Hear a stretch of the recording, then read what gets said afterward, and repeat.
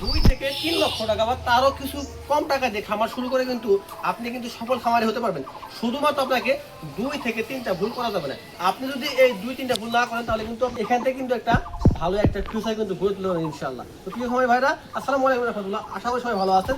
দেশ এবং দেশের বাইরে যে সকল খামারি ভাইরা বা যে সকল গরুপ্রেমী ভাইরা আমার ভিডিও দেখছেন, সকলের প্রতি আমার আন্তরিক ভালোবাসা সালাম এবং আপনাদের সালামের উত্তরের অপেক্ষা রইলাম। এবং একটা কথা বলি ভাই, আমাদের অনেকেরই স্বপ্ন আছে খামার করা, কিন্তু আমাদের মূলধন কম। শুধুমাত্র আজকে সেই সকল ভাইদের জন্য এই ভিডিওটা, যারা আমার মতো অল্প মূলধন দিয়ে খামার শুরু করতে যাচ্ছেন, তাদেরকে আশা করি খামার নিয়ে আর দুশ্চিন্তা করতে হবে না। কিভাবে খামার শুরু করবেন সেটা নিয়েও কোনো দুশ্চিন্তা করতে হবে না। প্রিয় খামারি ভাইরা, আমাদের খামারের জগতের সবচেয়ে বড় যে চ্যালেঞ্জ সেটা হচ্ছে যে আমি এই খামারটাকে টিকিয়ে রাখতে পারবো কিনা। আপনাকে প্রথমত নিজের সেলফ কনফিডেন্স থাকতে হবে যে হ্যাঁ, আমি এই খামার করে এখানে কষ্ট করে টিকে থাকতে পারবো ইনশাআল্লাহ। আপনি যদি এই সেক্টরে যদি 4 থেকে 5টা বছর যদি টিকে থাকতে পারেন, হোক না আপনার অল্প পুঁজি, তাহলে কিন্তু আপনি খামার থেকে কিন্তু হিউজ পরিমাণ টাকা কিন্তু লাভ করতে পারেন এবং নিজেকে একজন সফল খামারি হিসাবে প্রতিষ্ঠিত করবেন ইনশাআল্লাহ।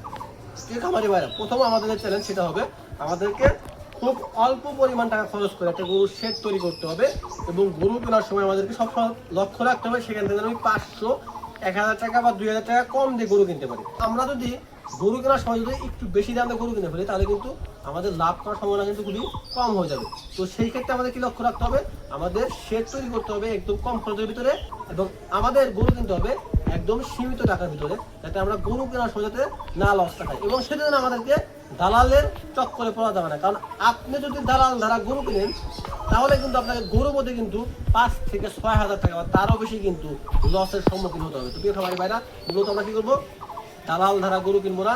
আমাদের যে নিজস্ব যে কিছু কাছের মানুষ আছে যারা গরু সম্বন্ধে এক্সপার্ট, তাদের দ্বারা গরু কিনবে ইনশাআল্লাহ। তারপরে গরু কেনার পরে যেটা আমরা করবো, আমরা সর্বপ্রথম কি করবো, গরুকে কীটনাশক করবো এবং vitamin, liver tonic, zinc, mineral যা কিছু সেগুলো দেবো। তার পাশাপাশি কি করবো, গরুকে এলএসডি এবং এফএনটি ভ্যাকসিনটা করবো।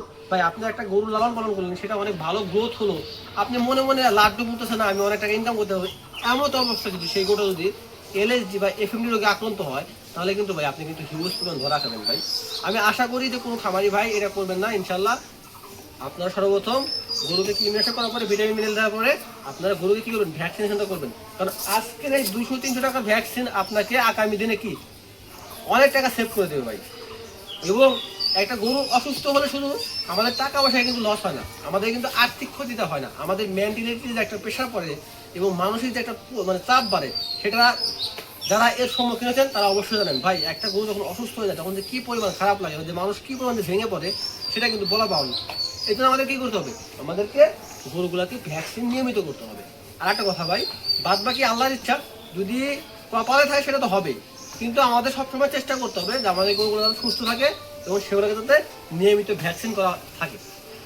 এটা হলো পরের টপিক। এবং তৃতীয় যে টপিকটা হয় সেটা হচ্ছে আমাদের গরুকে খাদ্য খাওয়ানোর সময় আমাদের লক্ষ্য রাখতে হবে যে আমরা যেন স্বল্প মূল্যে গরুগুলোকে খাদ্য খাওয়াতে পারি। আমাদের এরকম পরিমাণ বাজার করা যাবে না যে গরুর খাদ্য খরচটা অনেক বেশি পড়ে যায়। আপনি একটা গরু কেনেন, সেটাকে হিসাব করে খাদ্য খাওয়ান।